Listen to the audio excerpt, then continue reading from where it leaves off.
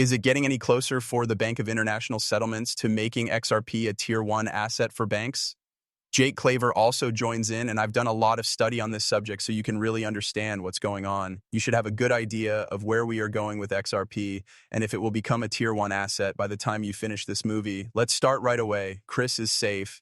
He wants to know if there is a way for politics to get in the way of XRP's price growth once it has been fully accepted. And that's a good question, and it depends on who has the power to make it happen. I can tell you who I think will be in charge of putting it into action. It also doesn't have any authority. As long as the BIS says it once, this is their top choice for a third-party seller or an asset of the first level. Done. They decide what all the banks in the world should do, and if they say XRP is it and not Solana, Bitcoin, or anything else, it's over. There is no political talk. You can't move it around or change things. It's going to be a big deal for the IMF, the BIS, and the UN. Every country will also buy a lot of XRP for their own reserves. Here you are now talking about crazy demand and telling you guys, okay, would it be more than around 50,000 or 100,000 XRP? Then, okay, let's look at what a Tier 1 product is right now to help you understand where we're going. Right now, Tier 1 assets include cash reserves, bank deposits, funds owned by a central bank or the central bank itself, high-quality government bonds, sovereign debt, U.S. treasuries, and physical gold. If given to and kept directly by the bank in core equity, it could be common stock, retained earnings, or certain non-cumulative preferred shares. As things stand, XRP is not yet accepted as a Tier 1 asset by the Bank of International Settlements or by any other bank. This is likely to change soon, either because of the way banks are operated. A lot of changes would have to be made to the BIS rules and broad regulatory agreement, but neither of those things seems likely right now. BIS rules for goods in Tier 1, Basel III and BIS both say that cash, central bank reserves, safe government bonds, and common equity are examples of Tier 1 assets. These are the best types of capital for banks. All of these investments, especially physical gold, have high liquidity, low risk, and a reliable ability to absorb losses. Was recently renamed as a Tier 1 asset because it is easy to sell and covers all types of trust. To include XRP or any other cryptocurrency in this group, the BIS would have to change its prudential standards so that certain digital assets are treated the same as gold, cash savings, and government debt. At the moment, BIS considers cryptocurrencies that aren't backed by anything, like XRP, Bitcoin, and Ethereum, to be Group 2 assets. This is because there is a lot of instability and not much support. A rule that will go into force around the world in January 2026 says that banks can only have up to 1% of their Tier 1 capital invested in these assets. That's just around the corner. On this video, Jake talks about the same thing in late 2024. Think about what might happen if the Bank of International Settlements names XRP a Tier 1 asset. In the world of global finance, a Tier 1 asset is one that has the highest amount of trust and liquidity. This would mean that central banks could hold XRP as a core reserve asset, just like they do with gold and US bonds.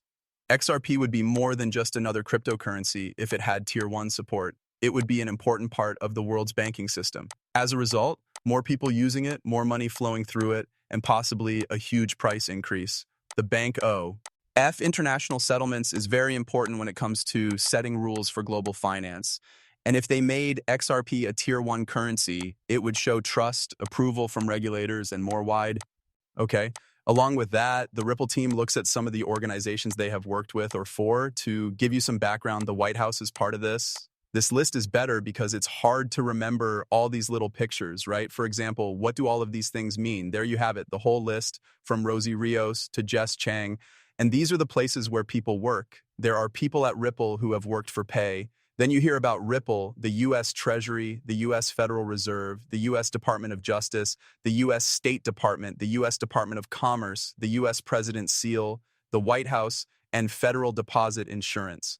The Bank of International Settlements, the International Monetary Fund, the U.S. Department of Agriculture, the U.S. Department of Defense, and the U.S. Department of the Interior. That was a good one. Plus, a lot of people think XRP will be seen as a top dollar currency. This is what the BIS's plans look like now. Let me play this for you to give you more information about what they're looking at.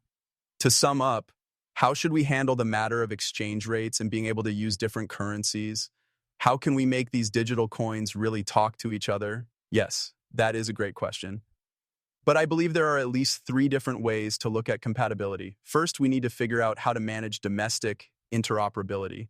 This means figuring out how to make this digital currency solution work with other things that are already out there. The goal is to create a platform where everyone can connect and take advantage of the huge network externalities that we can get from it. The second level is how to handle deals that happen across borders, even if they are in the same currency. And that makes things a little harder there. When we talk about cross-border during cross-currency, however, things are very tough and different. We can see three dimensions here. One of them is a technical one. How do we get two systems that talk different cipher languages to understand each other? That's one level of difficulty. The texts need to be able to talk to each other. The message part is very important. More work needs to be done to solve the second dimension. The first one was simple. A lot of money is also being spent to try to solve these technology problems with interoperability. The second one is trickier. It has to do with money flow. Let's say you have two currencies that don't have a desire that goes with each other. You need to find a different currency so that this deal can happen. All of this makes things much more difficult. This means we need to add pieces of technology that can make the use of capital more efficient so that more deals can be met. The third dimension, which is even harder than the second, is how to make sure that the policy standards for each country are the same for everyone. And this gets even more difficult when we look at things like AML-CFT and policies based on values.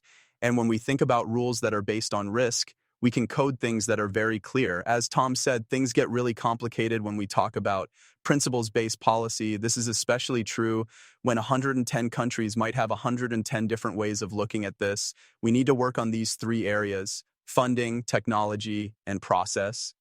Also, and this is probably more important from a policy point of view, think about AML-CFP and privacy. Things are very different in each country. How do you link all of these payment methods together? Okay. This is where the A-bridge asset comes in and helps you do everything you want to do. It's about the BS. That's why the BIS is so strong, right? To do that, show you this. What the BIS can do is really shown in this great movie that takes you behind the scenes. They don't tell the government or anyone else anything. Take a look at, this means that if I steal $21 trillion from the US government, I can hide it on its books. First, where does the power go? Someone gave it the power to have sovereign protection in the first place. It was made after the First World War so that the German government could handle paying for the war's costs. But if you look at the real past, it was because the central bankers and the Bank of England wanted a group that was immune from being sued by the government. That's it, a thing that has sovereign rights. Okay? After that, XRP and XLM have been talked about a lot in BIS papers. This is just one case. Versant from Black Swan Capitalist says that the BIS just put out a paper that describes how the private and public sectors are working together to create a single protocol for cross-border payments in a two-tiered financial system. Only XRP and XLM have been praised by the BIS for their ability to level the playing field. The project is based on an idea for a uniform ledger that the BIS came up with. It will look into how tokenized commercial bank accounts and tokenized wholesale central bank money can work together on a public-private programmable core financial platform.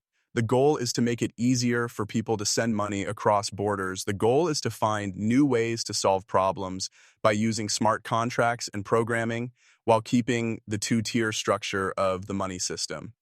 This is about Project Agora, which is a way for the public and business sectors to work together. We know this is important because the BIS wouldn't be trying it if it wasn't important, right? Here's something from Smoke. Unified Ledger, this is a lot like that. This paper is completely different from the last one. The Interledger protocol is a layer in this stack that handles settlement. Then it says that the Unified Ledger is at the center of the internet. So says that Unified Ledger brings together all the blockchain networks by using an interledger system. This will make it possible for all the networks to work together smoothly and for digital assets to be traded between them. Don't forget that Ripple created the interledger system.